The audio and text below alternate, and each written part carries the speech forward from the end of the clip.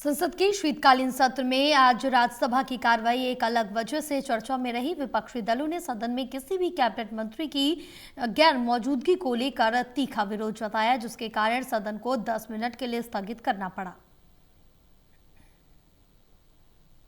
संसद के शीतकालीन सत्र की कार्रवाई का आज 10वां दिन था। शुक्रवार का दिन होने और प्राइवेट मेंबर डे होने के चलते दोनों सदनों में सरकारी कामकाज तो ज़्यादा नहीं हो पाया, लेकिन इस बीच राज्यसभा की कार्रवाई के दौरान विपक्ष ने किसी कैबिनेट मंत्री के सदन में मौजूद न रहने का मुद्दा उठाते हुए जमकर हंगामा किया, जिसके चलते सदन की कार्यवाही बाधित हो गई। संसद के शीतकालीन सत्र की कार्यवाही का आज 10वां दिन था। वहीं राज्यसभा में आज जबरदस्त हंगामा देखने को मिला।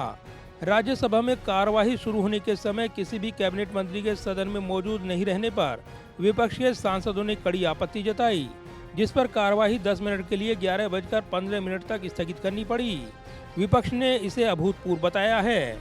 इससे पहले वर्ष 2001 में 13 दिसंबर को संसद पर किए गए आतंकवादी हमले की बरसी पर सभापति सीपी राधाकृष्णन ने हमले का मुकाबला करते हुए जान गंवाने वाले सुरक्षा कर्मियों को सदन की ओर से श्रद्धांजलि अर्पित की। इसके बाद जैसे ही सभापति ने जरूरी विधायी दस्तावेज सदन के पटल पर रखने के लिए सदस्यों का नाम पुकारना शुरू किया, तो कांग्रेस के सांसद जयराम रमेश ने सदन में किसी भी कैबिनेट मंत्री के नहीं होने का मुद्दा उठाया। सभापति ने कहा कि उन्होंने सत्ता पक्ष को इस बारे में जानकारी दी है और कैबिनेट मंत्री जल्द ही आ जाएंगे, लेकिन विपक्ष के सांसद इस मुद्दे को लगातार उठाते रहे और 5 मिनट तक कैबिनेट मंत्री के नहीं आने पर सभापति ने सदन की कार्यवाही 10 मिनट के लिए स्थगित कर दी। संसदीय कार्य मंत्री ने कहा कि नेता सदन जेपी नड्डा भी प्रश्न का दिन होने के कारण लोकसभा में ही थे। Former Lok Sabha Speaker Shivraj Patil ji expired this morning, so I had to go to Lok Sabha for adjournment because there is a precedent in the past. When the former Lok Sabha Speaker is no more, then there is adjournment for a whole day. So we took some time, and the Honorable Leader of the House also had his question in the Lok Sabha, so he was also there.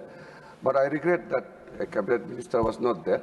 But संसदीय कार्य मंत्री किरण रिजिजू ने जानकारी दी कि शिवराज पाटिल का निधन आज सुबह ही हुआ है और सदन में उनके निधन पर शोक संवेदना व्यक्त की गई है।